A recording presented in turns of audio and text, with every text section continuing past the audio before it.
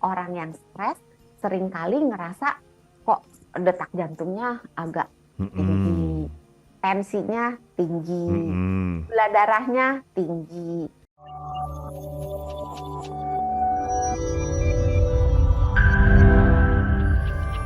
Dengan berbagai macam penyebabnya, stresornya, baik yang persepsi, yang real, kemudian bagaimana menghadapinya sebagai ancaman atau sebagai tantangan begitu. Kenapa si stres ini harus diwaspadai?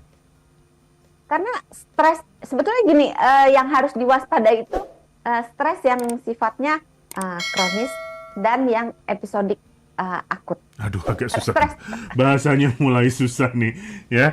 Oke, kronis macam-macam dulu adalah. deh, Oke, macam-macam stres. boleh. Stres itu dibagi jadi 3. Mhm. Stres yang akut, stres yang kronis, stres yang episodik akut. Oke, Stres yang bedanya akut adalah. itu yang terjadi tiba-tiba dalam jangka waktu yang singkat. Contoh tadi, Misalnya. kita kecelakaan, jeder gitu, nabrak misalnya. Atau kita Oh, misalnya oke. ujian nih, menghadapi profesor yang killer gitu Mhm, kan. mhm, Kita ujian atau kita dipanggil sama bos gitu mhm, untuk suatu kesalahan yang kita lakukan. mhm. Nah, itu stres yang akut. Tiba-tiba Setelah terjadi. tiba-tiba Mhm, dan jangka waktunya singkat. Kecelakaan misalnya, setelah kecelakaan selesai kan stresnya hilang gitu. mhm, mhm. Kita nabrak nih, habis itu ya udahlah, habis ganti rugi dan sebagainya, walaupun kita marah-marah, aduh gitu kan, tapi kan selesai gitu. Ya. Kalau stres yang episodik akut itu stres yang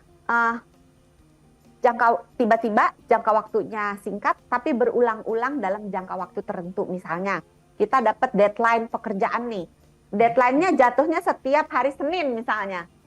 Wah, itu minggu malam udah mual-mual itu, dokter. Iya, itulah episodik akut. Nah, Episodik akut.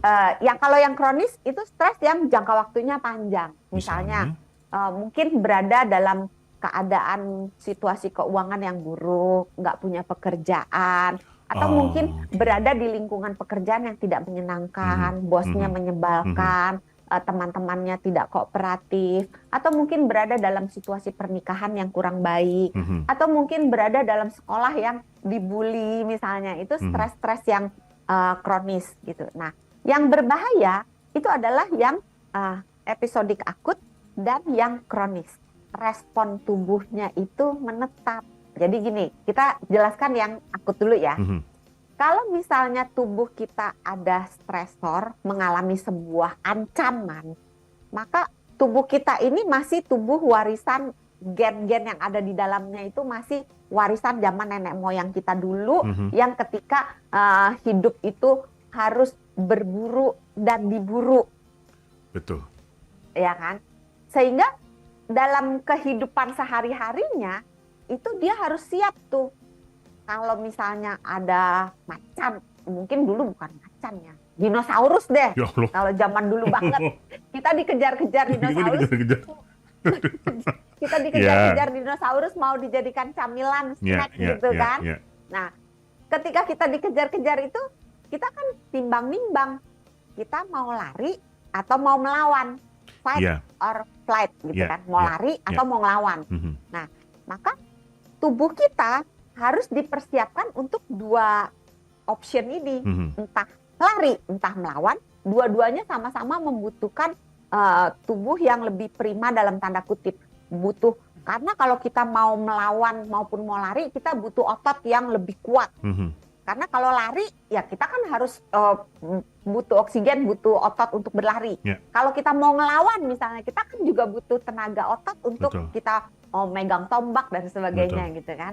Nah, maka tubuh kita secara alami akan mengeluarkan berbagai hormon ketika stres itu datang, yang dia sifatnya memacu detak jantung, membuat oksigen menjadi lebih banyak, meningkatkan gula di dalam darah, dan menekan proses-proses yang dianggap tidak perlu untuk proses melawan atau lari.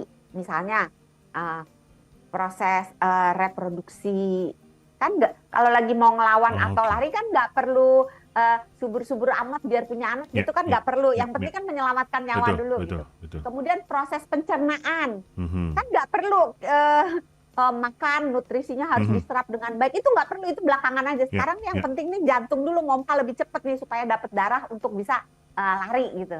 Nah, kalau misalnya yang akut, setelah proses-prosesnya uh, hormon penyebab stresnya naik, tekanan darahnya naik, detak jantungnya naik, pernafasannya naik, kemudian gula darahnya naik, kemudian stresornya berlalu, maka dengan berjalan waktu, sejalan dengan stresornya itu pergi, maka hormon itu akan menurun dan kembali ke kadar yang biasanya Oke. normal. Itulah kenapa ketika terjadi kecelakaan, dia deg-degan, Duduk, duduk, keringat duduk, duduk, gitu dingin, kan. takut, bingung ketika sudah selesai ya sudah balik lagi. Oke, Iya, iya, ya, gitu. Kan deg-degannya hilang, gitu kan. betul. Tapi pada saat uh, stres itu terjadi secara kronis maupun secara episodik akut, maka si hormon-hormon penyebab stres, si hormon-hormon penyebab semuanya ini menjadi lebih cepat, detak jantung lebih cepat, pernafasan lebih cepat, gula darah meningkat, itu belum sempat turun ke normal. Jadi dia tidak punya waktu untuk turun ke normal, sehingga dia turun naik dikit, tapi ujung-ujungnya secara grafis dia tinggi terus. Oh, oke. Sehingga orang yang stres seringkali ngerasa kok detak jantungnya agak tinggi, tensinya tinggi, gula darahnya tinggi. Terus orang yang lagi stres makannya cenderung sukanya yang manis-manis dan sukanya yang berminyak. Kenapa? Karena pada saat dia lagi stres itu dia membutuhkan gula darah. Oh. Karena kan dia butuh dalam tanda kutip tenaga otot untuk melawan.